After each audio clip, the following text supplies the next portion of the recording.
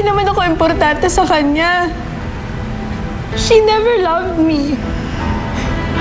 At ngayon alam ko na kung bakit. Dahil sa nitang yun. Ang tagal na niyang inaagaw sa akin si Mommy at finally, nagawa na niya. Don't cry. Don't cry. Hindi mo kailangan si Mira.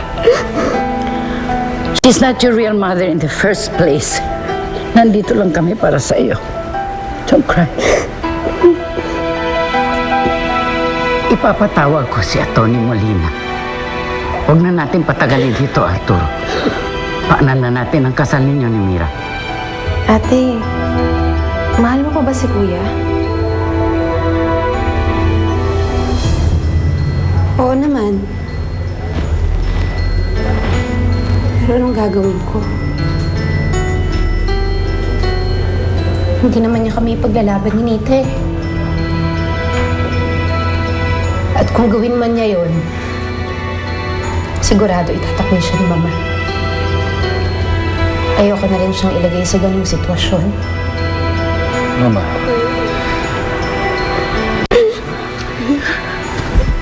What, Arturo? Kung magkakabalikan kayo, isasama niya yung batang yon. Matatanggap mo ba yon? What I know is, hindi namin matatanggap siya sa pamamahay na ito. Pero ate, mag-asawa kayo. Ako, hindi ko nagawang ipaglaban yung lalaking mahal ko noon. At hanggang ngayon, pinagsisisihan ko yun. Ikaw, sigurado ka bang hindi mo to pagsisisihan? Sige ka, alam mo naman yan sa Danica, laging nakaabang kay Kuya. At isa pa, you're getting well with Danica again. So, mas mabuti ayusin nang maghiwalay kayo ng tuluyan.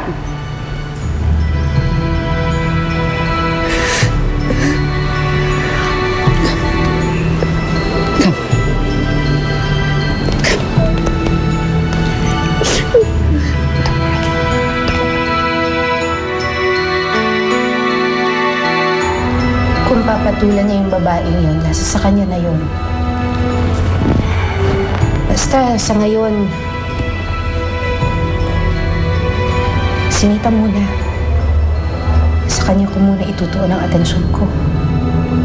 Kung paano ko siya pasisayahin. Kung paano ko maaalis yung mga sakit na naramdaman niya nung magkalayo kaming dalawa.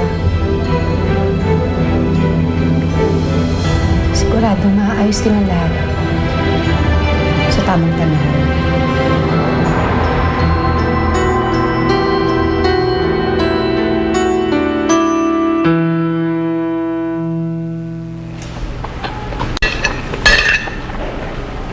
O, Nita, alikat, maupo ka na kumain. Sambayan mo kami.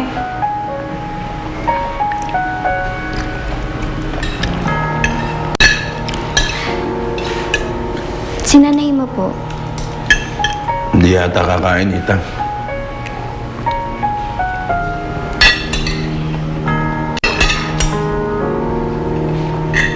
Sige po.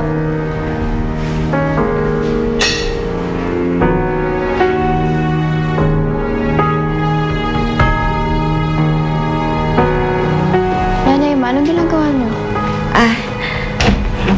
Nita, sasama ka na bukas kay Ben sa Maynila, ha? At hihatid ka niya kay Ma'am Ira. Pero nanay ma, Nita, patawarin mo ako sa ginawa kong panluloko sa'yo. Akala ko kasi yun lang ang tamang paraan para maproteksyonan kita. Yun pala, pinagtatakpan ko lamang pagiging makasarili ko sa kagustuhan kong huwag kang mawala sa akin. Pero wala pa rin akong laban sa totoo mong nanay. Kaya pinauubayan